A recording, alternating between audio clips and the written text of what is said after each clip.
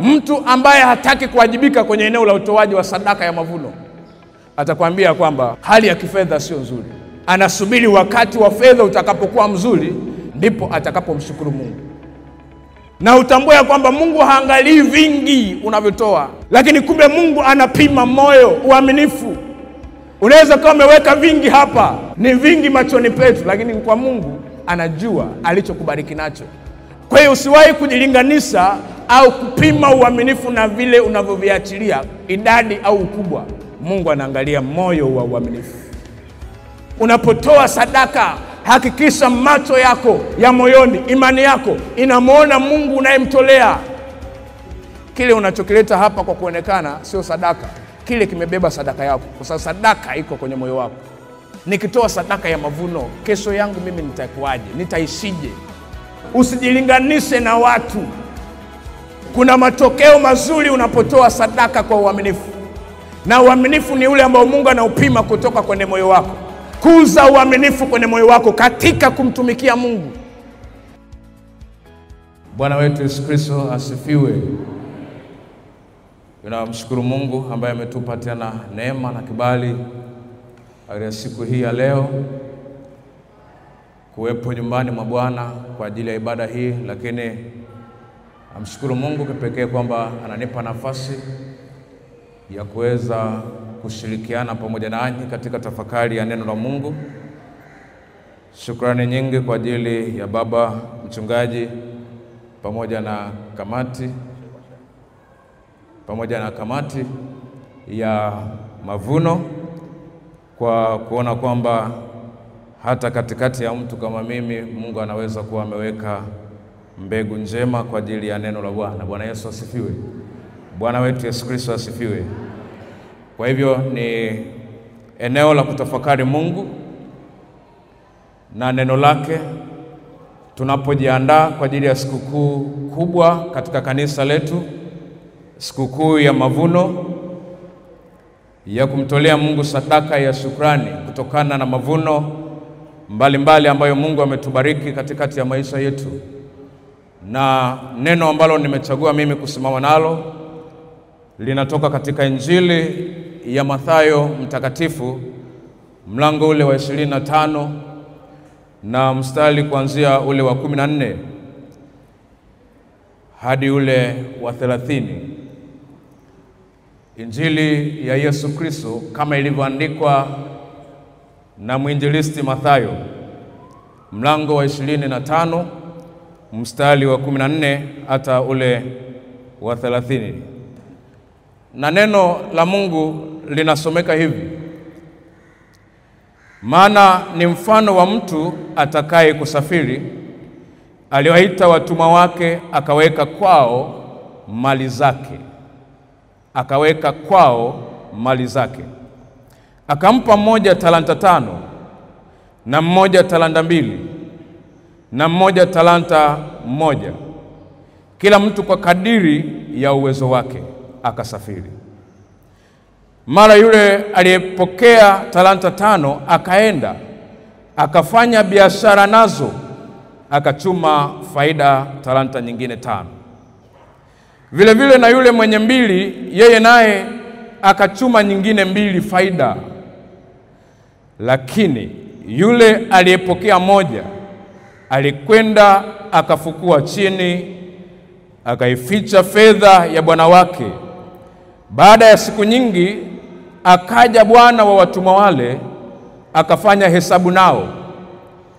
Akaja yule aliyepokea talanta 5, akaleta talanta nyingine 5, akisema, Bwana, uliweka kwangu talanta 5. Tazama, talanta nyingine 5 nilizopata faida. Bwana wake akamwambia, vema, mtumwa mwema na mwaminifu. Ulikuwa mwaminifu kwa machache, nitakuweka juu ya mengi. Ingia katika furaha ya bwana wako. Akaja na yule aliyepokea talanta 2, akasema, Bwana, uliweka kwangu talanta 2. Tazama, talanta nyingine 2 nilizopata faida. Bwana wake akamwambia, vema, mtumwa mwema na mwaminifu. Ulikuwa mwaminifu kwa machache, nitakuweka juu ya mengi. Ingia katika furaha ya bwana wako. Akaja na yule aliyepokea talanta moja, akasema, Bwana, nalitambua ya kuwa wewe mtu mgumu, wavuna usipopanda, wakusanya usipotawanya. Basi nikaogopa, nikaenda nikaificha talanta yako katika ardhi. Tazama, unayo iliyo yako. Bwana wake akajibu akamwambia, wewe mtumwa mbaya na mlegevu, ulijua ya kuwa navuna nisipopanda na kusanya nisipotawanya. Basi ilikupasa kuiweka fedha yangu kwa watoao riba, nami nikija ningalipata iliyo yangu na faida yake. Basi mnyang'anyeni talanta hiyo, mpeni yule aliyenazo talanta 10. Kwa maana kila mwenye kitu atapewa na kuongezewa tele, lakini asiye na kitu, hata kile alichonacho atanyang'anywa. Na mtumwa yule asiyefaa mtupeni mbali katika giza la nje, ndiko kutakuwako kilio na kusaga meno. Amen. Bwana wetu Yesu Kristo asifiwe. Bwana wetu Yesu Kristo apewe sifa. Maneno haya niliyoyasoma na tuliyosoma pamoja, tutatafakari katika ujumbe wenye kichwa kidogo kinachosema sadaka ya mavuno na moyo aminifu. Sadaka ya mavuno na moyo aminifu, au moyo wa uaminifu. Tunatafakari kuhusiana na jinsi tutakavyosogea mbele za Bwana katika tarehe zilizopangwa kwa ajili ya kumshukuru Mungu kupitia sadaka ya mavuno. Mavuno ni mazao yanayotoka katika shamba, nayo ni ishara ya kumshukuru Mungu kutokana na hayo mavuno tuliojaliwa na Mungu kutoka katika kazi mbalimbali. Hii ina maana ya kwamba shamba halitakuwa shamba lenye maana ya shamba ardhi peke yake. Kuna wengine wana shamba biashara, wengine wana shamba ufugaji, mwingine ana shamba ajira, na wengine kadhalika, kulingana na Mungu alivyowapa nafasi katika maisha yao na kile wanachokifanya. Kupitia hicho kuna mavuno unayapata, na kupitia hicho ndicho tunachokusudia, na ndicho ambacho Mungu anatamani usogee mbele zake kwa tarehe zilizokusudiwa, upate kumshukuru Mungu kwa njia ya sadaka itokanayo na hicho unachokifanya. Bwana Yesu Kristo asifiwe. Bwana wetu Yesu Kristo asifiwe. Sasa hapa ndio sababu unaweza kuona hata katika mabango yetu kuna tarehe ya mavuno fedha na kuna tarehe ya mavuno vitu. Kuna watu ambao wanachanganya katika eneo hilo. Mavuno lazima kiwe ni kile kinachotokana na shamba lako, yani kile unachokifanyia kazi mwenyewe. Mtu amejaliwa fedha, anaenda kununua matikiti sokoni, alafu anasema ni mavuno yake. Lakini kumbe kuna tarehe ya mavuno fedha. Wewe umejaliwa kuwa na mavuno fedha, tumia nafasi hiyo kutoa katika kile ambacho Mungu amekubariki. Bwana wetu Yesu Kristo asifiwe sana. Yesu Kristo asifiwe. Sasa nitamani niseme mambo machache kabla ya kufika katika neno hilo ambalo tumelisoma. Sadaka yoyote pamoja na sadaka ya mavuno ina mambo machache ambayo inachukua kwenye moyo wa mtoaji kuyatafsiri mbele za yule anayemtolea. Au ningeweza kusema sadaka inabeba lugha ya moyo wa mtoaji kumwasilishia kwa Mungu anayemtolea. Inabeba hali ya moyo wa mtoaji kumwasilishia hiyo hali, hiyo lugha iliyoko kwenye moyo wa mtoaji mbele za Bwana. Miongoni mwa mambo haya ni pamoja na haya. Kwa wengine atakuwa marudio kwa sababu tulisema pia katika baadhi ya jumuiya. Sadaka inabeba moyo wa mtoaji wa upendo kwa yule anayemtolea. Sadaka imebeba moyo wa upendo wa wewe unayetoa kwa ajili yake yeye unayemtolea. Na asili ya eneo hili ni Mungu mwenyewe. Katika Injili ya Yohana 3:16 akasema, maana kwa jinsi hii Mungu aliupenda ulimwengu aliupenda ulimwengu, alafu akishakuwa ameupenda akatoa. Bwana wetu Yesu Kristo asifiwe. Bwana wetu Yesu Kristo asifiwe. Akamtoa mwanae wa pekee ili kila mwamini asipotee bali awe na uzima wa milele. Kilichomsukuma kutoa ilikuwa ni upendo wa Mungu kwa yule anayemtolea, na alikuwa anatutolea sisi.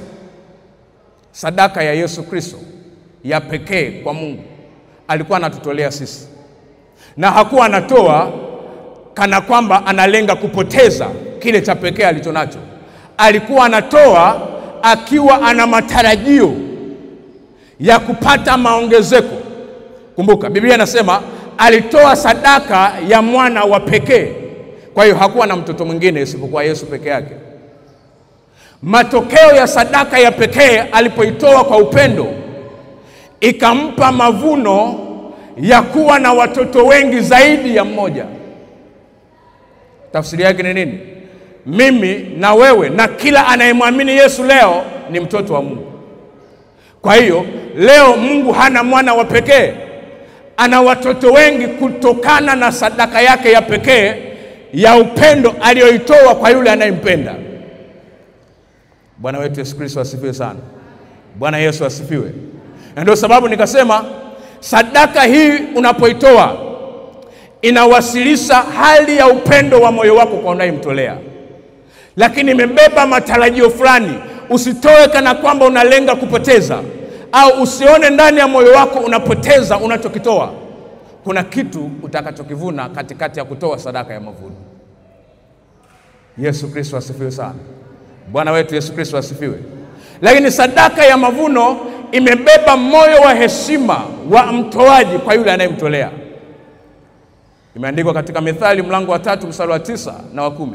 Mheshimu Bwana kwa mali yako yote na kwa malimbuko ya mazao yako. Mstari wa 9 wa 10 unaahidi matokeo ya baada ya kumheshimu Mungu kupitia mali zako, yani mavuno. Anasema ndipo gara zako zitakapojazwa kwa wingi.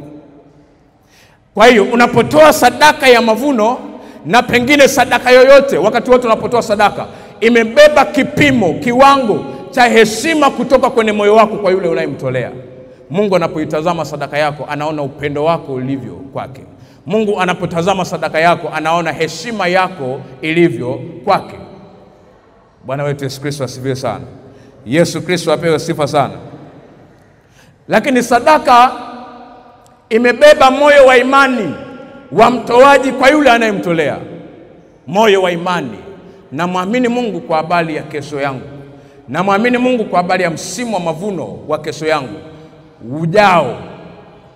Sadaka bila hivi ninavyovisema haiwezi kuwa sadaka madhabahuni pa Mungu.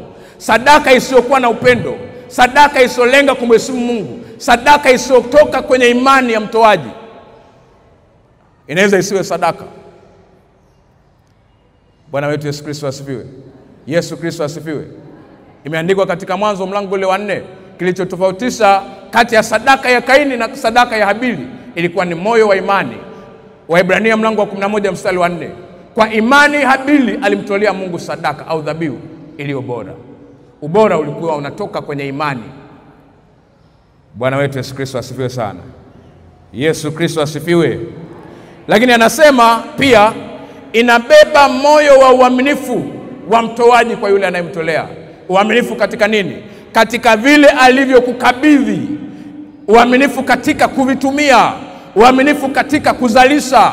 Uaminifu katika kutoa shukrani yako mbele za Bwana. Uaminifu. Na ndio tunaingia katika hii mistari tuliyosoma. Unakutana na hayo maneno ya uaminifu. Anazungumza habari ya watu watatu ambao Bwana, ambaye kwa somo letu tunamfananisha na Bwana Mungu, ni mfano wa Bwana Mungu. Na hawa watu watatu watakuwa wanawakilisha makundi matatu ya watu katika kanisa. Anasema huyu Bwana aliwakusanya watumwa wake wa Kristo, akaweka mali zake kwao. Kwa hiyo tulivyo navyo sio vya kwetu. Mungu ameweka vya kwake kwetu. Bwana Yesu Kristo asifiwe. Yesu Kristo asifiwe. akaweka mali zake yeye kwao, alafu akasafiri. Sasa anasema mtu wa kwanza alimpa talanta 5, mtu wa pili alimpa talanta 2, na mtu wa tatu alimpa talanta 1.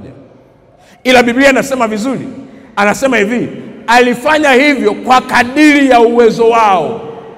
Hakuna aliyempunja, aliwafahamu uwezo wao. Aliwafahamu uwezo wao. Yule mwenye 5 akaondoka, akaenda akafanya nazo biashara, akazalisha nyingine 5 zaidi. Na yule mwenye 2 kadhalika vivyo hivyo, akazalisha 2 zaidi. Yule wa 3 akaenda akafukua chini, akaifukia. Na anasema ana sababu. Hakufanya hivyo tu, alikuwa na sababu zake.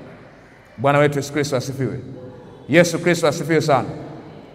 Kwa hiyo Mungu aliachilia ndani ya kila mmoja kwa kadiri ya uwezo wao. Kwa kadiri ya uwezo wao.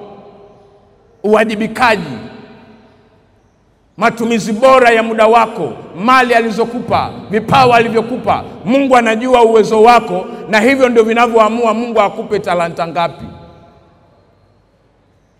Uwezo wako katika kurudisha hesabu, uwezo wako katika kushukuru, Mungu anajua, na hivyo ndivyo vinavyoamua ya kwamba Mungu akupe talanta ya kiasi gani. Yesu Kristo asifiwe sana. Bwana Yesu Kristo asifiwe. Sasa nitaanza kuwazungumzia wanaowakilishwa na huyu mtu mmoja wa 3.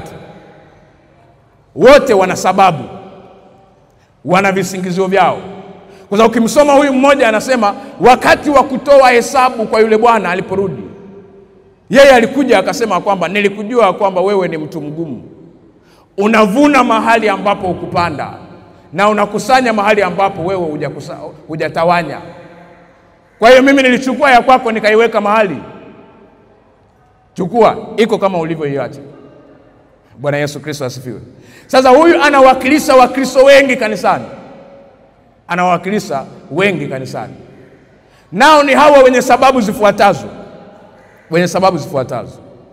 Kisingizio cha kwanza, mtu ambaye hataki kuwajibika kwenye eneo la utoaji wa sadaka ya mavuno, atakwambia kwamba hali ya kifedha sio nzuri. Hali ya kifedha sio nzuri. Kwa hiyo anasubiri wakati wa fedha utakapokuwa mzuri, ndipo atakapotoa sadaka, ndipo atakapomshukuru Mungu. Hali ya kifedha sio nzuri. Lakini Mungu anaweza kukuonesha habari ya yule mwanamke aliyetoa senti 2, ili uone na kujilinganisha kwamba ni kweli hali ya kifedha sio nzuri, kiwango cha wewe kutokutoa shukrani, kiwango cha wewe kutokutoa mavuno. Na utambue kwamba Mungu haangalii vingi unavyotoa. Tunazungumza habari ya uaminifu. Uaminifu upo kwenye moyo wa mtoaji. Uaminifu haupimwi na vingi unavyotoa. Vingi unavyovitoa vinaweza vikamdanganya mchungaji, akakuwekea mikono na miguu kichwani, akakubariki. Lakini kumbe Mungu anapima moyo, uaminifu. Unaweza kama umeweka vingi hapa, ni vingi machoni petu, lakini kwa Mungu anajua alichokubariki nacho. Anajua alikupa talanta ngapi. Bwana wetu Yesu Kristo asifiwe. Yesu Kristo asifiwe. Anajua. Kwa hiyo usiwahi kujilinganisha au kupima uaminifu na vile unavyoviachilia, idadi au ukubwa. Mungu anaangalia moyo wa uaminifu. Mungu anaangalia moyo wa uaminifu. Na ndio sababu katika habari ya huyo mwanamke aliyetoa senti 2 na matajiri wakaja, anasema wakatia mengi, alafu bado Mungu akaambia kwamba huyu ametoa zaidi, kwa sababu moyo wake, ndani ya moyo wake alitoa kwa uaminifu. Alitoa kiwango cha kumpenda Mungu, kiwango cha kumheshimu Mungu, kiwango cha kumwamini Mungu kwa ajili ya kesho yake. Yesu Kristo asifiwe. Bwana asifiwe. Kwa hiyo wenye kisingizio cha hali ya kifedha haiko sawa ni hawa wako miongoni mwa kundi la huyu mtu wa 3. Lakini wengine wanasema wanakosa kutoa sadaka kwa mtazamo wa kuwapa au kuwanufaisha watu. Hapa ni kuwanufaisha watumishi. Anadhania kwamba akitoa sadaka ya mavuno anawanufaisha watumishi. anawanufaisha watumishi. Kwa hiyo inakuwa ukuta kiwango cha yeye kutokutoa sadaka, kiwango cha yeye kutokuwa mwaminifu katika eneo la utoaji wa sadaka yoyote kipekee ya mavuno, kwa sababu anafikiri ya kwamba ninawanufaisha watu. Huyu manake hajajifunza kutoa sadaka kwa Mungu. Wakati wote huangalia watu, hamwangalii Mungu katika utoaji wake. Lakini Biblia inatufundisha unapotoa sadaka, hakikisha macho yako ya moyoni, imani yako inamuona Mungu unayemtolea. Usiwaangalie watu. Hawa wamesimama kumwakilisha Mungu. Bwana Yesu Kristo asifiwe. Kwa lugha nyingine, kama itakuwa nzuri, kile unachokileta hapa kwa kuonekana sio sadaka, kile kimebeba sadaka yako, kwa sababu sadaka iko kwenye moyo wako. Imebebwa kwenye moyo wako. Kwa hiyo wako wanaosema kwamba sitatoa kwa sababu na wanufaisha watumishi na wanufaisha watu. Lakini wako wenye hofu kuhusu kesho yao. Nikitoa sadaka ya mavuno, kesho yangu mimi nitakuaje? Nitaishije? Nitoe sadaka ya mavuno. Tumekaribia na mwaka, mwisho wa mwaka. Huko Januari kuna masomo ya watoto, ada na kadhalika.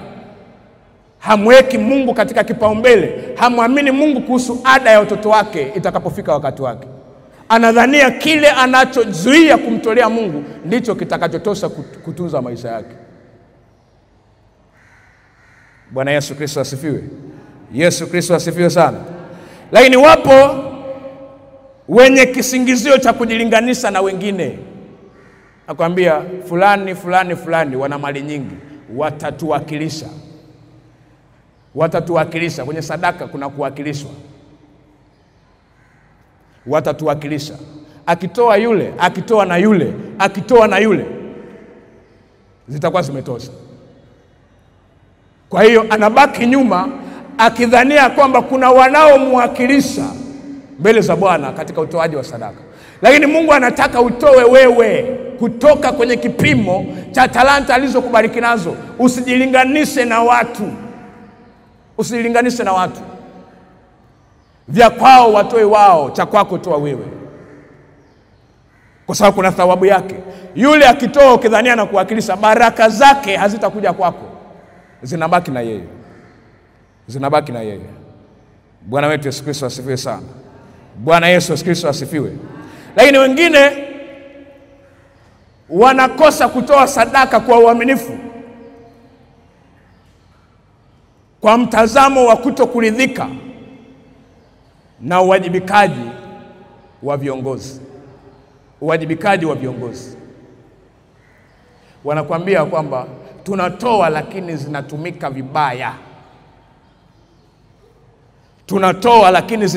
vibaya. Nashukuru Mungu kwamba nimekutana na taarifa ya fedha na hakuna mtu aliyeuliza swali. Hilo sio fungu letu Segerea. Bwana Yesu asifiwe. Bwana wetu Yesu Kristo asifiwe. Maana yake watu wenye sababu hii Segerea hawapo, labda hawakuja kwenye ibada.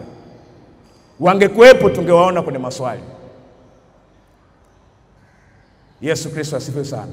Hasa hawa wote na wengine katika sababu zao ambazo sitazitaja, wanawakilishwa na yule ambaye katika Biblia tuliyosoma alienda akafukua chini, akaficha talanta ya bwana wake, alafu akakosa kuitolea faida na akakosa moyo wa shukrani. Bwana wetu Yesu Kristo asifiwe sana. Katika Waebrania mlango wa 10 mstari wa 39 anasema, lakini sisi hatumo miongoni mwa hao wasitao na wenye kupotea. Hatumo miongoni mwao. Ninatamani ya kwamba katika usharika wa Segerea, kwa maandalizi haya tunayoandaliwa, kwa njia zote zilizotumika kukuandaa, usiwe miongoni mwa hawa wanaowakilishwa na huyu mtu katika utoaji wa sadaka ya mavuno. Bwana wetu Yesu Kristo asifiwe sana. Yesu Kristo asifiwe sana. Usiwe miongoni mwao. Anasema hatumo miongoni mwao wasitao bali tumo miongoni mwa hao wenye imani ya kuokoa roho zetu. Tunamwamini Mungu. Tunamwamini Mungu. Na ndio sababu tutatoa kwa uaminifu. Tutatoa kwa uaminifu. Hawa watu wawili nitaweka kwenye fungu moja tu. Lakini kabla sijasafiri, huyu mtu mmoja tunayemwacha kumzungumzia, kama tulivyosoma, huyu bwana aliwapa kulingana na uwezo wao. Usije ukafikiria kwamba alikosa kutoa au kufanyia kazi kwa sababu alipewa moja. Alikosa kufanyia kazi kwa sababu ya tatizo la mtazamo. Inamaanisha hata angepewa 5 angeenda kuzifukia. Kwa sababu bwana wao aliwajua, ndio maana hakumpa 5. Akampa moja na moja ikamshinda. Masikini kuliko wote duniani sio kukosa hela leo. Hapa pakileta shida. Mtazamo wako. Aonavyo mtu ndivyo alivyo. Bwana Yesu Kristo asifiwe. Yesu Kristo asifiwe sana. Kwa hiyo kuna matokeo mazuri unapotoa sadaka kwa uaminifu. Na uaminifu ni ule ambao Mungu anaupima kutoka kwenye moyo wako. Tunaona hawa waliotoa kwa uaminifu wakija kwanza kwa furaha. Wanakuja kwa furaha.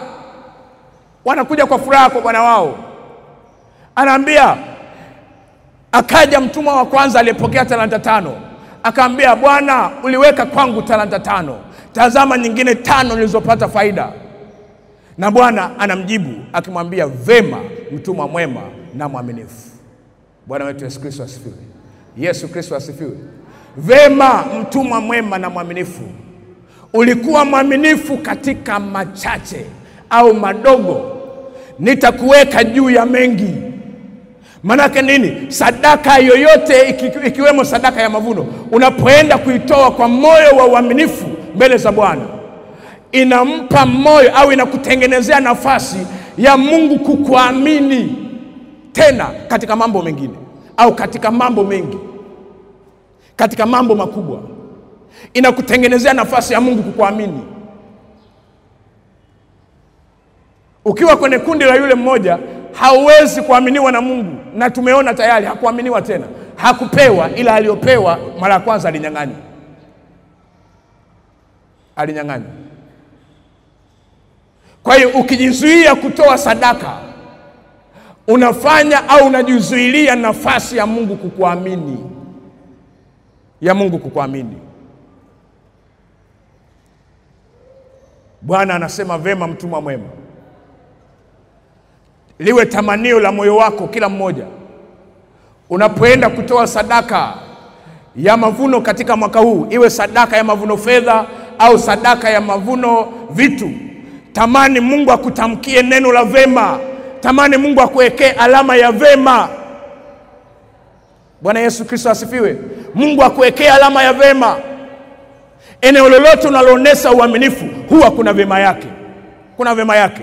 Waimbaji wanajua, kadiri unaenda kuimba vizuri, unafanya kwa uaminifu, kesho Mungu ameweka vema nyingine, unakuwa viwango vingine. Unaongeza tena bidii, Mungu anaweka vema nyingine, unakuwa viwango vingine. Kama unavyotumia uaminifu katika mambo hayo, hata katika eneo la utoaji, kadiri unavyotoa kwa uaminifu, Mungu anaweka vema, anakuamini kwa mengi zaidi. Anaweka vema, anakuamini kwa mengi zaidi. Ni kwa sababu gani hatuinulii? Kwa sababu tuna visingizio.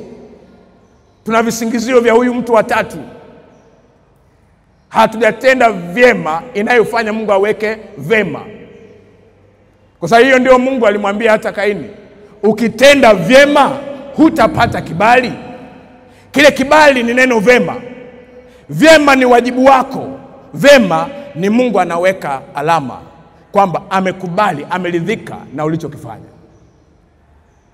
Bwana wetu Yesu Kristo asifiwe. Yesu Kristo apewe sifa sana. Tamani Mungu akaweke vema kwenye maisha yako. Aweke vema kwenye utoaji wako. Na anapoweka vema, anakupandisha daraja lingine. Anakuamini katika mambo makubwa, katika mambo mengi. Unabaki katika talanta moja kwa sababu Mungu hajaona hata hiyo moja kama ifanyia kitu. Utabakia hapo. Utabaki kwenye talanta 2 kwa sababu Mungu anaona hata hiyo 2 haujaifanyia kitu. Haujaifanyia kitu. Kila wakati unaweka visingizio na sababu zako. Na ndio sababu unakosa vema. Bwana Yesu Kristo asifiwe. Wale ambao tumeenda darasani kidogo, hakuna kitu kinafurahisha hasa ukiwa mdogo kama mwalimu akikuwekea vema. Akuwekee vema. Bwana Yesu Kristo asifiwe sana. Yesu asifiwe. Mwalimu akikuwekea vema, inakutia moyo, unaenda kuongeza bidii. Unaenda kuongeza bidii. Ukipata zote hajakuwekea vema, unarudi kudai. Unamwambia mwalimu hujaweka vema. Kwani nimekosa wapi? Haujakosa popote. Anaandika vema. Bwana wetu Yesu Kristo asifiwe. Yesu Kristo asifiwe. Hata sisi wote tunajua tuna vema za aina nyingi ambazo tumepata saa nyingine hata madarasani, lakini hazijatusaidia. Tafuta hata vema ya Bwana. Vema ya darasani haijakusaidia, hata vema ya Bwana unakosa. Hata vema ya mavuno ya mwaka huu utaikosa. Bwana Yesu Kristo asifiwe. Si unazikumbuka zile vema zako ulizoweka kwenye sanduku? Bado hazijakutoa, hazijakusaidia. Alafu hata madhabahuni pa Bwana bado unapoteza vema yako. Usipoteze kwa Bwana. Bwana wetu Yesu Kristo asifiwe. Usipoteze kwa Bwana. Usipoteze kwa Bwana. Lakini hatukubahatika kupata vema darasani. Ila ukiwa mwaminifu kwa Mungu, kuna vema ya Bwana inaishi kwenye maisha yako. Na unaona kuna tofauti kubwa. Kuna watu wana vema nyingi sana za darasani, lakini maisha yao hayana matokeo ya vema, kwa sababu Bwana bado hajaweka vema.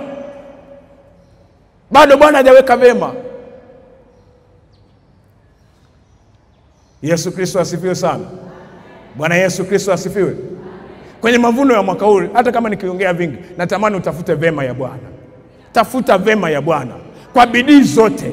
Tafuta vema ya Bwana. Wakikwambia mbona unaenda kama kimbelembele, natafuta vema ya Bwana. Wewe unajifanya ndio mtoaji, natafuta vema ya Bwana. Kwa sababu unajua thamani ya vema ya Bwana. Mungu akiweka vema, hakuna atakayeweka kosa. Hakuna atakayeweka kosa. Najua thamani ya vema ya Bwana. Najua uzito wa vema ya Bwana. Bwana Yesu Kristo asifiwe sana. Yesu Kristo asifiwe sana. Wewe unadhania kwamba nimekaa tu hapa bure? Ujue kuna wakati nilikuwa mwaminifu kwenye kadogo. Alafu Bwana akaweka vema nikaenda fellowship. Bwana akaweka vema nikaenda Morning Glory. Bwana ameweka vema leo niko hapa. Bwana Yesu Kristo asifiwe. Yesu Kristo asifiwe. Yesu Kristo asifiwe. Kuza uaminifu kwenye moyo wako katika kumtumikia Mungu. Usije ukawa kama huyu mtu anamwambia nimejua kwamba wewe ni mtu mgumu, unavuna usipopanda. Manake hatambui kama Mungu aliweka kitu kwake. Yaani hata ile moja hajaiona. Anasema unavuna usipopanda. Hautambui kama Mungu ameweka vitu kwako kweli. Hautambui. Unataka kuwa kama huyu, unatamka ya kwamba unavuna usipopanda. Labda kama unamtolea mchungaji, lakini haumtolee Mungu. Bwana wetu Yesu Kristo asifiwe sana. Yesu Kristo asifiwe sana. Mungu atusaidie. Tunatoa na tunapata nafasi ya kutafakari kwa sababu tunajiandaa. Sadaka inaandaliwa. Sadaka inaandaliwa. Sadaka sio ajali. Ndio uje kwenye ibada ukutane nayo, umesikia kuna mavuno, unaingiza kwenye mfuko utakutana nayo kwenye vidole, ndio unachomoa unatoa mavuno. Hiyo sio mavuno. Sangapi hiyo sadaka imebeba upendo wako kwa Bwana? Lazima ukae utafakari. Kama Daudi, nitamrudishia nini Bwana kwa ukarimu wake wote alionitendea? Alikuwa amekaa mahali, alikuwa amejifungia mahali, alikuwa anatafakari, anaziangalia vema za Bwana kwenye maisha yake, kwenye vema kwenye afya, vema kule kazini, vema kwa watoto wake, vema kwenye ndoa, vema kila mahali, na kula na shiba. Vema hizi nitamrudishia nini Bwana kwa ukarimu wake wote alionitendea? Alikuwa ametafakari, sio ajali, sio bahati mbaya. Bwana wetu Yesu Kristo asifiwe sana. Yesu Kristo asifiwe sana. Mungu akubariki. Mungu akutunze. Mungu akusaidie unapoketi pia na familia yako kuandaa sadaka. Mungu awape neema, mioyo yenu isijazwe udanganyifu kama ya nani ule? Anania na Safira. Kitendo cha kwenda kukaa pamoja kishaharibu.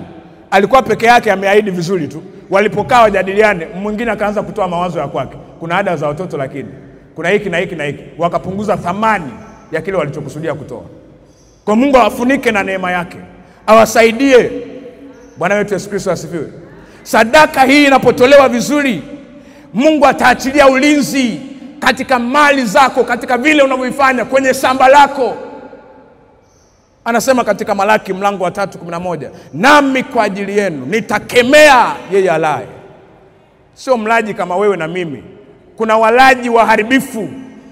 Hiyo inaitwa vita ya msimu wa mavuno.